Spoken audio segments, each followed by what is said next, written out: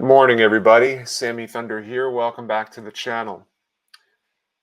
I came across an article this morning that was written by one of the Facebook admin of the group Vintage Baseball Cards. I'm sure he might be an admin for some other groups as well.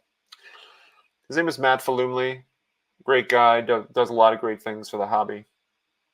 He also launched a really great website called Card Hound Vintage. And you can sign up for free. You can sign up for a premium membership. But he released an article this morning that I thought was very interesting. I'm not as big of an analytical person when you start looking at the numbers, but this caught my eye. Let me bring up the website. This article, PSA versus SGC, the vintage market share battle. Now we know that PSA's volume is significantly more than SGC's. There's no question. However, when we start doing the breakdown as far as where that volume is distributed, it gets interesting. And Matt breaks this down, does the work, and shows this in his article. I'd recommend checking it out. I will leave a link in the description below so you guys can sign up, read this if you want. It's a really great article. I'm not going to go through it all, but it shows numbers for the month of June, seeing where the distribution is. Now, for the time's sake, we're going to just focus on PSA and SGC with just sports cards, not Pokemon. But he does break this down by decade of sets. Questions is SGC the vintage market share leader, which we're going to break his numbers down. And as far as a solution or conclusion, what does this mean? So I'm going to bring in the slide. I took the numbers that he produced on his article and created a chart to support it. Where he gets his information from was from GemRate. If you're not familiar with GemRate, it is a website that allows you to look at the analytics of the different grading companies based on cards or sets that you can search for. It's free. So if we look at it, again, percentage-wise, 718,000 cards were submitted for the month of June with PSA. Let me go back here for a minute. Let me find, the numbers show 718,000 with PSA and 136,000 with SGC for the month of June. Let's go back to the chart. Percentage-wise, as far as how it's broken down, the majority of those numbers are in today's cards.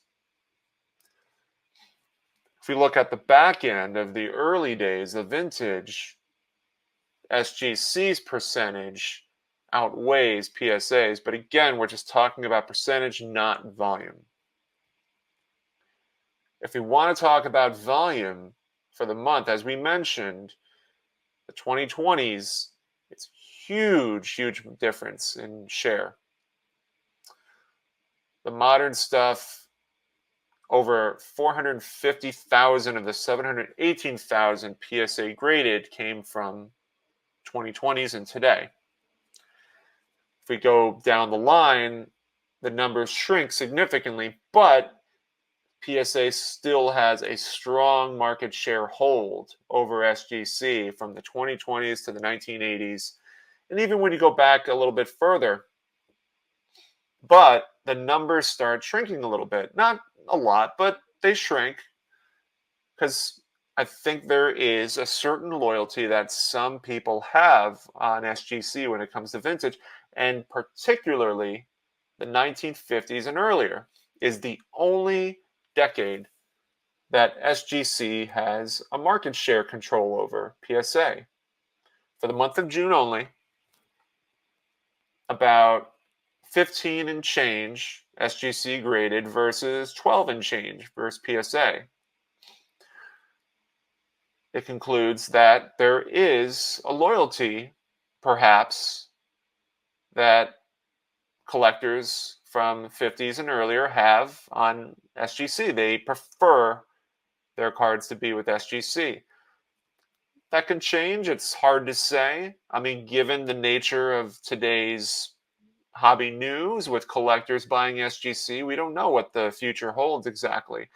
But in the meantime, according to Matt believes that vintage is here to stay with SGC, and probably these numbers will remain about the same on a month-by-month basis. We will see. It's hard to say. But it's interesting to kind of see this sort of statistic. I haven't looked any earlier in May or April, March, and so forth to see what those numbers look like. It'd be interesting to see a before and after in terms of before collectors purchase SGC and after. I'd imagine that this sort of numbers in volume caught their eye if it was the case prior to their acquisition. But numbers don't lie. It's an interesting statistic to look at. I thought Matt did a great job in the article. Again, I will leave the article, the web address, in the link below for y'all to click on and check out, sign up as well.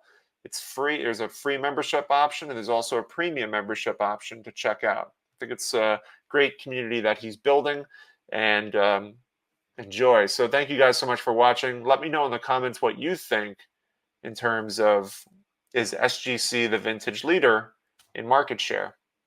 Have a great day, everybody. Take care.